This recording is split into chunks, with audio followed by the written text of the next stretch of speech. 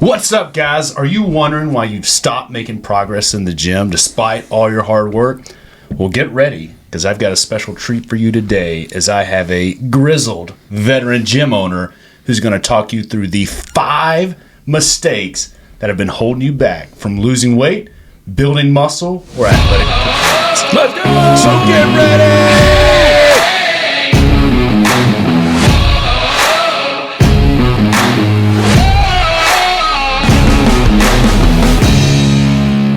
All right, what's up, guys, and welcome back to the Fit Fat Dad podcast, where it's 2 dads who are kind of fit, kind of fat, and we're going to talk all things faith, family, and fitness. So coming back to you with another fitness edition episode today.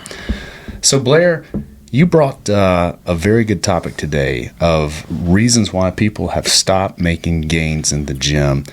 And I want you to walk us through that, because it's very interesting. As a gym owner, how many people do you see come into your gym on a yearly basis? Both gyms. Both gyms, I would say, we're a boutique, quote unquote, boutique gym market. So we're kind of an intimate setting. I would say anywhere that I talk to, or they're actually in the gym, I would say I would talk to probably 1,500 to 2,500 people a year between both locations. And this is a collection of things that people are talking to you about, Absolutely. Right? So these are the most common things that people are walking into your gym and they're asking you about. Mm-hmm. And you put together a list and determined based on what I would say a pretty good sample size. Yeah, I've been doing it for about 15 years. These are the things that people are holding them back. So let's just jump right into it. Kick us off with number 1. And this is a big one for me, is people don't invest, right? They don't invest. So many times I hear people in my circle, people that come into the gym wanting to learn about who we are and what we do, people talking about other fitness facilities, it's so expensive to be healthy. Gym memberships are so expensive. Well, here's my thing. And I think we were talking about this as we were preparing for today's show, and you brought up a great stat.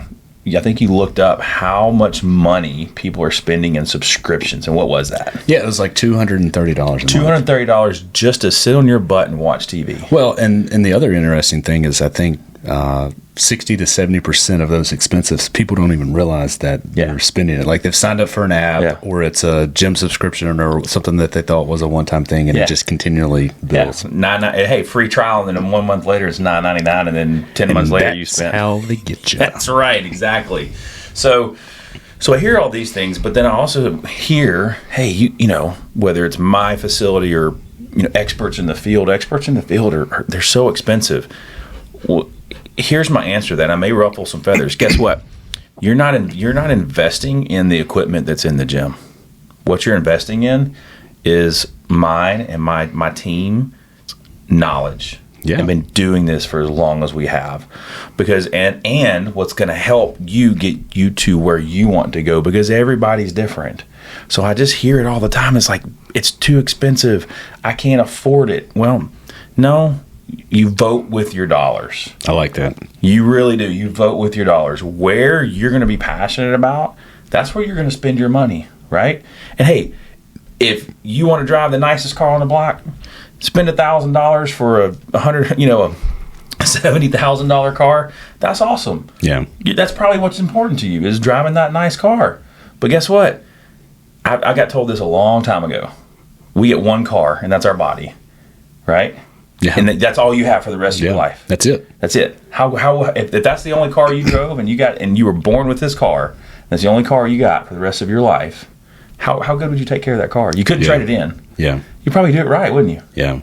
Well, and I think it can be easier too when you're younger and that car is pretty brand new and the tread hasn't worn off and the pistons are firing correctly. But when you get a little bit older, when you hit, for me it was when I hit the mid 30s, and as I go on into my 40s, things hurt. Yeah. Things hurt a whole lot worse. So I've got to have a different level of expertise and guidance for the stages of my life. And I think that's the key point that you're making here, is that I'm investing in somebody who knows what's best for me at that moment. That's correct. Because right now, at one point in my life when I was training for football, lifting maximal power and weight, and when my body could handle that, that was great. and I had coaches and strength coaches in my life that could do that. That was my thing. Okay, who did you have in your life? I had strength coaches. Right. Yeah. And what did they do? Well, were they experts in their field? Yeah. Certified CSCS. Yeah. So you had somebody in your life teaching you and saying, hey, this is how you need to do this to achieve this results. Yeah. And so I think that's a big miss, is everybody gets out of the athletic world and like, oh, I can do this myself, or I can go to the gym, right, and get great results. And don't get me wrong, there's a section of the population that they absolutely can. They can go to a low budget fitness facility. We're not going to name names here, but spend very little money and get results. And there are people that can do that. But for 98% of the population that's out there, and this is my number, not my research, this is my feeling on this, is they can't. Yeah. Because okay, awesome. You go into that gym, who's going to program for you? Yeah. Well, so you're making a really great point about let's call this finding the right gym. So I can go pay $10 a month and go to a gym that's going to have a lunk alarm and ring bells and stuff like that. But unless that's what I desire, I'm probably just $10 to me is not enough to keep me motivated, keep me going. That'll be another subscription that I just let roll and not go in there. So describe your gym, and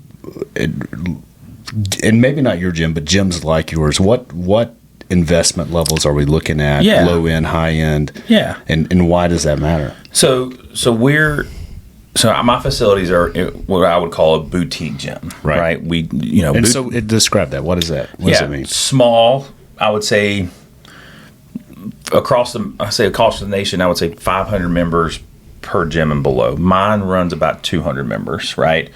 So not a massive facility, right? That, not a big box gym is what, some of these big brand names in the industry that you hear about, where you go in and you do your own thing. Right. A lot of the boutique gym markets is small, intimate sessions, very much trainer led. A lot of them are very personalized to the individual. Like how many per class are we? Industry standards about 20 to 25. Mine is, we got a program that runs 16 is max, and we got a program that runs 5 at max. But industry standard in boutiques, 20 to 25. You have some that go over, and you have some that are less. Right. And what is the ideal ratio of, we'll call them athletes per coach? Ideal, it depends on what you're doing. So we do semi-private personal training, and ideal is about 5. Yeah. That's where the coaches, basically you're getting a personal training. You're just doing it with a group of people, which makes it more fun. Group training, I personally believe 16 to 20 is ideal, because each person can actually get coached in that point. If you start getting over that, it's hard to actually coach the individual on their fitness or their movements, or see what they're doing and make corrections. So that's the boutique gym market. And, just on the low end, $175 a month, $150 to $175. On the high end, you're looking on the group, what I would consider a large group, $250 on the high end, and then semi-private personal training, $300 to $600. Yeah. That's the investment. But again, where so many people hear that and they're like, man, that's really expensive. Well, okay, let's break that down. Okay, so a lot of what we do in our industry, in the boutique market, is it's very individualized, and there's a lot of accountability built in, because I'll tell everybody, nutrition and fitness are just tools. What we do is we coach, right? And you are actually a consumer. Yeah, you are a consumer of our brand. And so when you were coming in, and I don't know what kind of notions you had of our price points or what you were looking for, but I know you told me it was FOMO, because we were running, hey, we're going to sell out. Great marketing, right? Yeah. but you can't. You were a consumer, and your wife of our brand, and that's how we met. What were your expectations coming in as an athlete into our world? Yeah, well, it first off, I think one of the biggest problems with the $10, $50 a month just Globo gyms is you can go in there and you can get lost and you can get overwhelmed, and you don't know what to do. And nobody, especially in this day and age, somebody's got a video camera, they're going to trap you for doing something. It's just crazy right now. So I really like going into a gym, the community and the culture that's established in there. But it's the one-on-one coaching that you get. It's whatever move you're working on. Even if you think that you're doing good, you're going to have a coach in there that's going to take you to that next level. So you can come in as an NFL athlete or a high-level athlete, and you can go through some of these movements, and you're going to have a coach that's like, hold up, you're doing this, your weight needs to be more back, and they're going to continually to improve, right? Instead of thinking I've arrived, I know everything, like you're always going to learn something and push you to the next level. Whereas at these other gyms, you're kind of on your own. Right. And you've got to fight people for the machines. You've got to fight people for all these things. And a lot of people, and there's no 5 p.m. rush, right? Like every class has its own thing.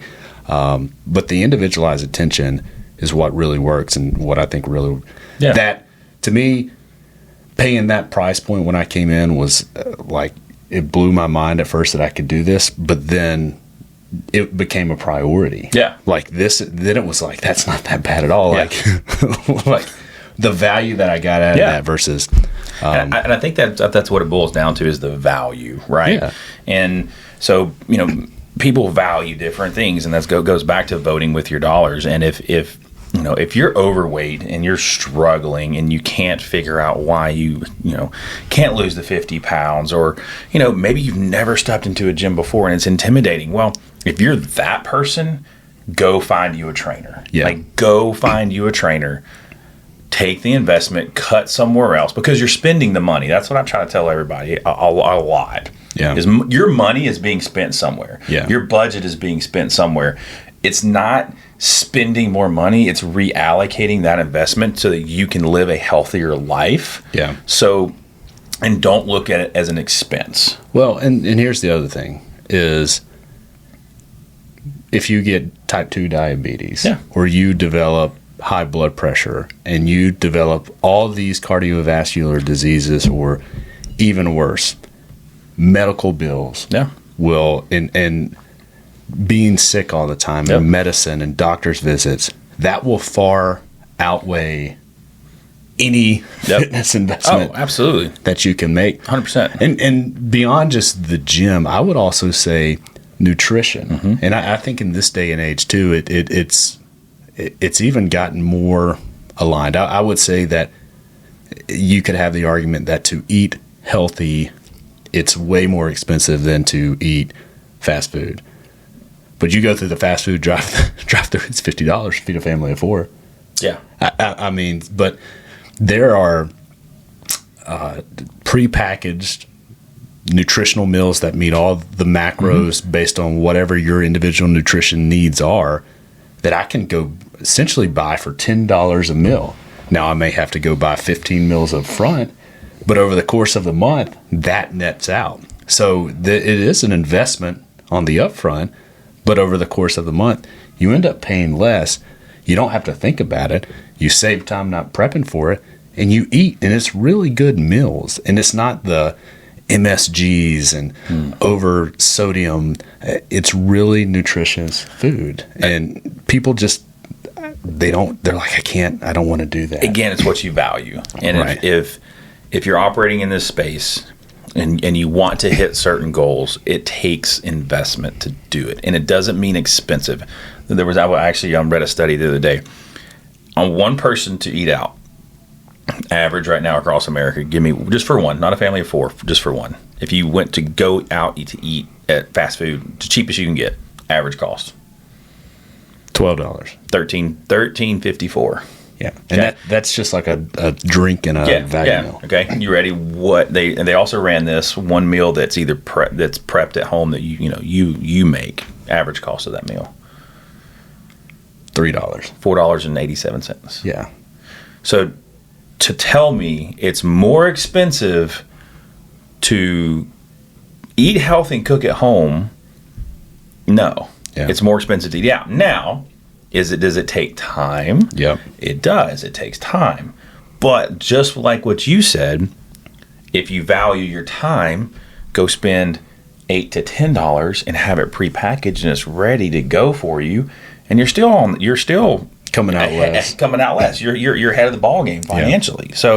So where you vote with your dollars and you vote with your time. So there's all these options out there. being healthy is not expensive, and that's what I'll finish with that. Well, within the same category, I'll throw two other in there, and then we'll move on to number two. But something that commonly gets overlooked is recovery. Yep. And there are a lot of good recovery devices. Now, I'm not saying click on every single, and believe me, if you click on one YouTube or social media ad that's promoting they're the going to fitness retarget product, you. You'll get retargeted and you'll get 10,000. Yeah. But there are some good ones out there that will really aid in recovery, and you don't have to go to the elite version. But recovery is important because it continues to help you get back in the gym, and that's often an overlooked thing. But then sleep. How many people go buy the cheapest mattress that they can find? Absolutely. And have poor sleep and take years off their life. Mm-hmm. And they could have upgraded for $500 more and gotten one that actually fit their body type, that would give them a full night's sleep, rest, and their whole overall quality of life would be better. Look, man, everything you just said is so important. And, if you're not getting results, recovery and sleep. So I was at a seminar 3 weeks ago, and somebody that's way smarter than me, has been in the industry a long time, PhD, all the good stuff. He asked a question to the group. He said, why do we work out? And I was like, they always throwing these answers. And he said, no. He said, why do you work out? To recover. He said, recovery, you're breaking your body down when you work out so that it builds back stronger. There you go. And if you're not recovering and you're not sleeping, you're not giving your body the opportunity. So many people that I've talked to, Blair, I need to work out 5 days a week to drop this weight. I need to do all this. No, you need to start with 3, and then you need to get out and move. And you need to walk or hike or things like that. Like, you don't have to hit the gym 5 days a week. Now, down the road, as you're what I like to call training age, you've been in the game a lot longer, it's going to take a little bit more, but you've built up that base to be able to do that. Right. Yeah, we're getting into bro science. So let's take us to number 2. Yeah, here's my final one. Following a fad. A fad. Let's talk about diets. So, oh man, there's been so many over the years. Like, okay, let's go extreme low calorie, or here's a good one, extreme low carb. Name like 3 names for extreme low carb. I know 2. Well, you got keto. You got Atkins. Give me another one. I don't know. I mean, but it's just purely cutting out carbs, exactly. like a no carb diet. No carb diet, yeah. Carnivore. That's pretty much no carb. Yeah, that's a good one. So yeah, here's the thing, man. Crash diets don't work, and I'm gonna say this again. Crash diets don't work. Diets don't work. Yeah. Well, let's reframe that. I think if your goal is I want to lose weight in a short amount of time and not be able to sustain it and have nutrient deficiencies and slow my metabolism and feel terrible, then I'd say that. Okay, okay. How about this? Scientifically, long term, crash diets work. But here's what's going to happen: as soon as you get off of it, you're going to put it all back on, plus 10, plus 20. Like, that's the thing. It's not sustainable. Yeah, and that's where you truly define it doesn't work. There you go. That's fair. So it's the you. Yeah. And in a lot of times that it actually becomes more like a backwards J because you put on more than you. Yeah, absolutely. And everybody now, keyboard warriors, hey, I've got this new thing. I'm going to rename an old diet. Do this. And I mean, you can Google nutrition plans and come up with 50. Yeah. How do you know which one works best for you? Yeah. Again, I'm going to circle back to what we just talked about, investing in somebody that knows what they're doing.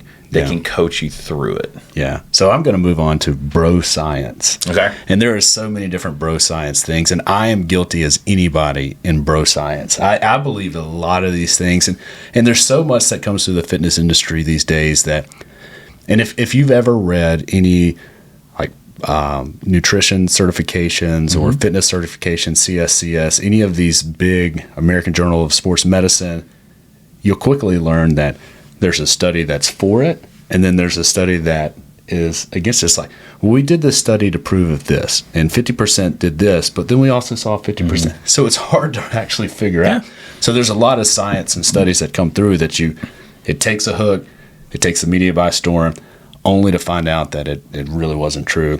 So some of these bro science is what I mean by this. So reverse carb cycling. I'll explain what that is. I did that. That was terrible. Anabolic windows where you got to get sugar and protein immediately after working out. It's proven that there's really not a lot of science that proves that.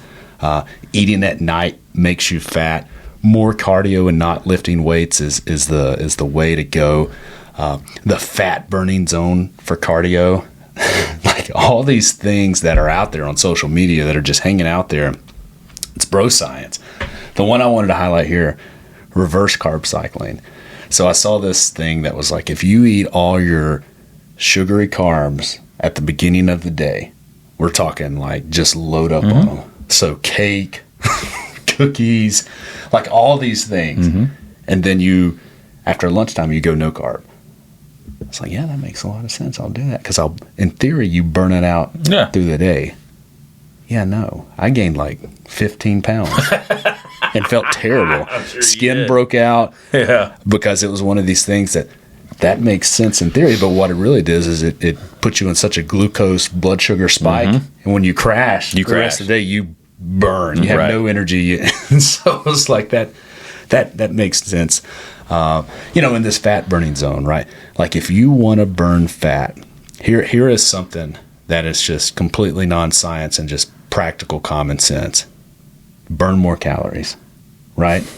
And if I'm going to burn more calories, if I work at a higher heart rate and a higher intensity, I'm going to burn more calories. If I go in there and I work out like barely sweating, reading a book, I see people like reading books while on a cycle. Yeah. And I'm like, okay, you're going to have to spend 3 hours to burn what I could probably do in 30 minutes. So we get back to a time investment. And I'm not saying that's bad. At least you're doing something, but people will just do that and they'll be like, man, you shouldn't be doing that on the gym because I'm actually doing better because of a fat burning zone. But it all boils, again, I can't say it enough. Like, moving is better than not moving. Yeah. We all agree on that. We're built to move. However, if you have certain goals and targets, you have to find what you enjoy. Right. Okay. And I'm going to stress this again because there's so many different ways out there to achieve results, right? That there really are. And it depends on what your results are.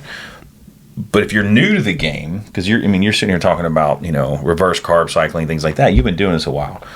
If you're just starting out, I think walking is great. Getting moving is great.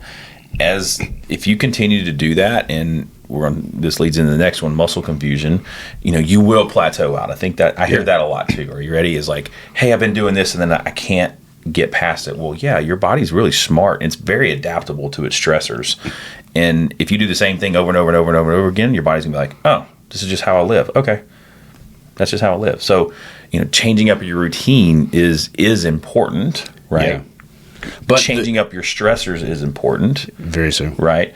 Well, so the muscle confusion is another bro science. And there's a popular workout program that came out probably about 20 years and I'm not going to name it, but the big thing was muscle confusion. Right. It was one of these TV video workouts. You'd see it on the infomercials, but it was like, you must change up every day to confuse the muscles to grow. Right.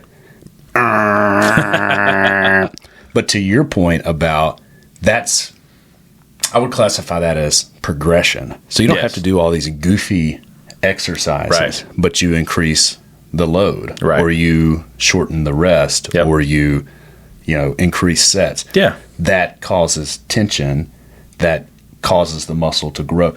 That is the variable change confusion. Yeah. So, all right, take us to our next one. I love Number 3. I love this one, and we kind of touched on it earlier.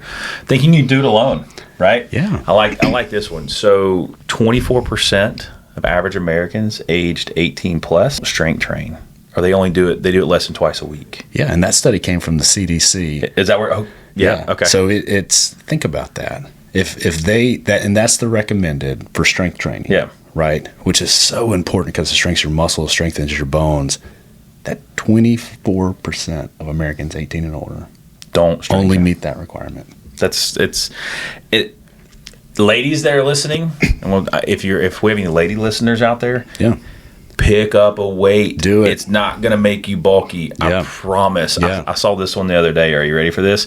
You see a mom carrying around a 30-pound kid and picking up 20 pounds of groceries, but she's scared to pick up a 15-pound weight. Right. I'm like, that was the greatest thing ever. Yeah. Okay? You're not going to get, we have ladies, you're not going to get bulky. Okay? Yeah. So, yes, strength training is vital. Okay? Yeah. Okay. So they're not doing it. Only a quarter, not even a quarter, but close, are actually doing it twice a week. Yep. Probably going to get less of that if you get into what, the 3 to 4, which is probably what you would recommend. But then of that, of the people that actually exercise, that are, I guess you would classify as active, the Journal of Sports and Health Science revealed that 30% are actually consistent in their workouts on a regular basis. Now, I don't know what regular actually means, if it's weekly, monthly, but 30%. And I'm combining stats, which I know you're not supposed to do. But you take a quarter of the people, and then 30% of that are actually consistent. Wow, we're getting pretty low. Yeah, you're getting pretty low. You're in elite percentile if you work out. So when people come in, and I ask this question, one of the questions that I ask everybody that's interested in our program and what we do is, take me through, like, what have you done previously? Yeah. And it's, I get a lot of this. Well, I started this, but it only lasted X amount of time. And then I tried this, and it only lasted X amount of time. And then I don't have the motivation. And then, life got in the way. Well, guess what? When you have accountability, it's a lot harder to fall off. So, go find a buddy, right? If you're not going to invest, and this goes back to earlier, but if you're not going to invest in a coach or a team-like atmosphere, facility, and you're going to go in, don't do it alone. Yeah. Find you an accountability buddy that your goals are aligned, and you make a commitment together. Yeah. Because all the time I hear this too. Hey, I had this friend. We were doing it together, and that friend lasted about 2 weeks. Well, my question is were your goals aligned? Yeah. Well, no, they were just trying to lose 10 pounds. They were just coming because of me. Well, what's your goal? I'm going to lose 50. Yeah. Okay, well, your goals aren't aligned, and it wasn't as much of a priority. So don't go at it alone. Yeah. Very few people are really capable of doing it by themselves. So let me ask you this. Yeah. Good question for you. So of those 2,000 people that you talk to on a yearly basis, that I won't put that every one of them thought that they can do it alone, but I would think a lot of them thought they could, and that's why they're coming to you. What factors are they attributing that here's why I'm here, here's why I couldn't do it alone? What are they telling you? Yeah. Lack of motivation. I get that one too. I'm just not motivated to do it. That's a big one. Yeah. Life got in the way. That's another big one. Well, I was starting, and then my kids, and then this, and then that, and then this. That's another big one. Sometimes it's, hey, a financial obligation changed, and I had to cut out, but I'm back to where I can. So that life happens, right? And I'm not sitting here denying that. That's another big one. But the main two is changes in a routine as far as kids or work or things like that. And then the other one is motivation. And I'm going to speak to that one. Ready? Motivation goes away. Yeah. You're not going to be motivated to get up and put your tennis shoes on and go to the gym every single day. Yeah. And, there's so many people out there to talk about this. You have to have the discipline to do it. You have to have the discipline to do it and saying, okay, this goal supersedes and is more important than how I feel in any given moment. Right. Well, and two, I've got to imagine, so the thought process, I can do it alone. Yep. I imagine people take that on every angle that they feel like something that would be an investment. So nutrition, I can do it alone. I can prep all my meals. I can go buy all the right foods. I can do the research that it takes and time commitment to do all that. Fitness, I can figure out what exercises I need to do, program it to my specific needs, program it over the long term, keep myself motivated. I can do that. I can also work 40 to 50 hours a week. Yeah. On top of that, I can also take care of one kid, two kids, 3 kids, and get them to everywhere that they need to be. Yep. Holy smokes, wow, it's adding up. I got to take some of this off my plate. Maybe that's why everybody's stressed. Just cut some of the stress out. Let somebody else do this for you and just show up. That's right. Like, wow, that was a huge thing. Just show up and enjoy it. And I think you'll figure out that it's worth the investment. All right, so we got to keep moving on. Absolutely. Take us to number 4. Oh, this is my favorite one. Ooh, let's do it. Ready? All right. Quick fixes. Yeah. Hey, Blair, I want to lose all of my weight in my gut. Just do sit-ups, man. Yeah, just do sit-ups. That's right. do 1,000 sit-ups a day, and it's going to go away. Hey, I'm going to give you something real quick. You can't spot train from fat loss. Spot reduction. Yeah, it can't happen. Your body's going to lose it where it wants to first. I'm carrying it right in my love handle, so I'm going to do side crunches. Yeah. Oh, I'm carrying my love handles. Guess what? I'm going to wear a waist trainer. Oh, my gosh. The waist trainer. Take us back to 1950s. I envisioned that, the little... yeah. Well, now it's, hey, I'm going to put heat on there. And I'm going to designed by a Navy SEAL. Yeah, a thermogenic on with 4 deployments and 70 kills. That's right. He wore this on his ass. While defending your freedom, it has to work. That's pretty good. That's pretty good. Get yours now for $499 plus a $15 a month subscription. That's right. Upgrade to $29.99 for Elite, and you'll see results quicker. That's right. Shipping and handling included. You missed your calling. That's pretty dang good. But yeah, no, waist trainers, supplements, workout programs that are like, lose 30 pounds in 30 days. I mean, come on, let's be realistic, right? Again, it goes back to if you want to crash diet and do those things, yeah. Do I know people that have done that? Absolutely, I do. I have. My long-term look at the end game. Yeah. Look at the end game. And nothing in this industry, nothing is going to be quick. Yeah. Nothing's going to be quick. Well, nothing is quick. Anything worth having, it's an investment of time. It's investment in time. And it's investment in time, it's investment in money. But it doesn't have to be just don't buy into the get quick fix. Like everybody, we're in such a society of instant gratification and social media and things like that. There's like, oh, I need this now. Look at that person. They lost 30 pounds in 30 days. Well, is it sustainable? Ask them if they kept it off a year later. Yeah. And fitness is a lifetime journey. It is. 100%. So you need to find something that you love and enjoy that's going to meet you in that season of life. Yeah. And it's not about how much you can deadlift and bench press. Yep. Yeah, there may be a season in life when that's important to you and you want to be as strong as possible. There are different seasons. You may be an athlete and that's very important for you. But as you get older, things that are important are being able to play with your kids, being able to have the stamina to play with your kids. As you get older, it may be walking upstairs. It may be able to carry groceries out of your car. And then ultimately, to be able to live alone without assistance. Yep. Hey, man, here's a sad truth, right? Getting older, being able to wipe your own butt. Yeah. Like that's a good thing. Yeah. That's humiliating. Somebody has to do that, right? So keeping a fitness and healthy lifestyle, and things happen, right? That are outside of everybody's control, but you're setting yourself up and you're setting the odds in your favor by living a fitness, active, healthy lifestyle. But you've got to be disciplined and sustain it throughout, and a quick fix is not going to. No. Set yourself up for success. Don't set yourself up for failure. Yeah, because if I don't sustain it, and this is workout programs that promise fast results, right? Here's the deal. If you get fast results, you're going to lose them just as quickly. Yep. And if I have something that sustains me throughout the life and I enjoy it, right, then I'm set up, man. That's right. I'm set up. I'm not reaping the benefits of a workout program that I did 20 years ago. No. You change. You get older. Things change. Hey, here's the reality of it. Yeah.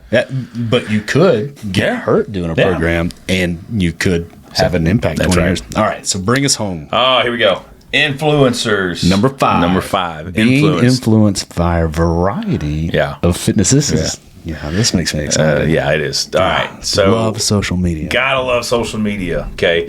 I think this goes back to quick fix. Guaranteed weight loss by this influencer that's been working out their whole life since they were 15 years old. And I can get you there in 30 days. Oh, come on. Or this fitness influencer that's 18 years old that's been working out since they're 16. Yeah. 2 years of posting selfies. Yeah, exactly. Yeah. So, I think it's unrealistic for a lot of standards, right? I mean, if you look at bodybuilders and you look at we'll just say some of the fittest people on earth, they don't walk around like that. Right? They'll trim down and they'll cut down for a show. They'll cut down for a photo shoot. Like, I saw one. What's the big? Who's Thor? What's his name? I'm not a big actor. I know, but Hemsworth. Hemsworth. Yeah, Chris. And then, there's another one here that they were talking about. You are bad with names today. I am bad with names today. Sorry, it's been a long night. But these actors, they talked about these roles in movies and just where they're just ripped out of their mind. Oh, the guy that played Goose in Maverick in that beach scene, they're always talking about how horrible of a diet it was. And they're like, it's not sustainable and I don't ever want to go back. I literally did it for that scene and then I don't look like that the next day later. Yeah. So that's unrealistic expectations to walk around like that, right? Yeah.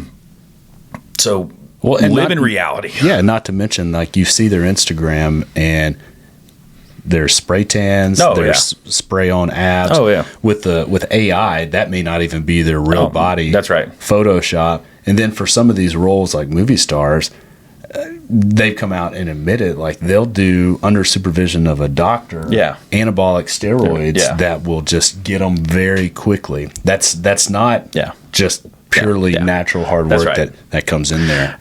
Moving on because of time, like you said, lack of qualifications. Yeah. Some kid that's been posting for a year and maybe he's only been doing it for a year. Do you think he has the knowledge to train somebody that's starting out in their 50s? Yeah. Probably not. So know who it is, right? Know who it is. Well, and then there are a lot of fitness certifications that people can attain that are not credible. Oh, absolutely, yeah. And I'm not going to name them, but if you're following somebody as a fitness influencer and you're receiving their advice, fact check them, understand what their qualifications are, and beyond qualifications, how much experience do they actually have working with a variety of individuals? And what I mean by that is not a variety of iPhone and Instagram accounts, like real people in the wild. General public. Or athletes. Yeah. Right? If I go get a CSCS certification, but I've never worked with an athlete or a team, and I'm just producing social media content that I'm just ripping right from the book, but I'm not actualizing it in real life. Hey, certifications allow people to think in that situation and apply it to that individual athlete. So you're getting just basic knowledge that is general. Yep. Yeah. But the whole idea of this is that you get it to meet your needs. Are you ready for me to rock the boat? Go for it. Okay. Guess what? Cookie cutter doesn't work either, right? From a nutrition standpoint, from a training standpoint, like, everybody's starting at different points. So you have to start with something that is tailored to the individual, especially in the general public, especially with people that have never trained or it's been years before they trained. If I gave a workout that you did 10 years ago to one of my moms that's 45 and has 3 kids, she would never come back and she would hate me. Yeah. And you know what? It wouldn't work. Yeah. It wouldn't work, because guess what's going to happen the first thing? She's going to be super sore, and then 2, she's going to get hurt. Yeah. And that's a big thing, is we don't want people to get hurt. So if it's just this off the internet thing that's giving you percentages or weights you should use, no. Find somebody that knows what they're doing. Yeah. And so I'll get off my soapbox now. Yeah, I'll bring us home with one just because I'm a marketing guy. Misleading marketing tactics in the social media fitness realm. So here's a tip of advice. Nutrition and the fitness industry are the 2 most hyper marketed industries in the game. Yeah. And if you see something with bright starburst packaging or stuff that says, that promises fast results, or this box is fat-free, sugar-free, naturally natural, or blah, blah, blah, blah, blah. All these things that make you think it's something different than it is, or that seems too good to be true, then stay away from it. Yeah. Nope. It's not sexy to market. Come into this gym, spend 24 weeks. You may lose 5 pounds. You will put in hard work. Yeah, that's not sexy. Yeah. But that's the reality. That's the reality of it. You will have to sweat. You will have to work out when you don't feel like working out. You will have to eat greens. You will have to eat protein. You will have to cut out things you like, sugar, alcohol. You can't put that in an ad. People be like, man, Give me the thing that allows me to drink, eat sugar, work out for 10 minutes a day. That's going to guarantee me to lose 30 pounds. It does not exist, so don't listen. If you do find it, let me know, because we'll monetize that really quickly. That's like the the fountain of youth, man. We're still looking for it. Yeah, no, everything you said, and we'll wrap up on this. Look, I've been doing this for 15 years, and over the 15 years, the industry has changed so much, and we keep getting smarter and smarter and smarter. So if you've made it this far in this our talk today, big thing, wherever you're at in your fitness journey, if you're just starting out, go hire a coach. Just go hire a coach. It's going to be the best investment you've ever made. If you've been in the game for a while and in the fitness industry, and you're an athlete and you're continuing that journey, and surround yourself with like-minded people that are going to push you and hold you accountable to continue that journey.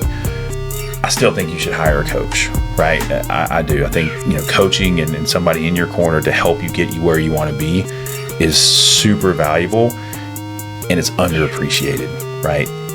The people that take the time and make the investment get better, longer lasting results that are sustainable than people that try to go at it alone. And that's all I have to say about that. Forrest Gump. Nothing else to say. Nothing else to say. See you guys.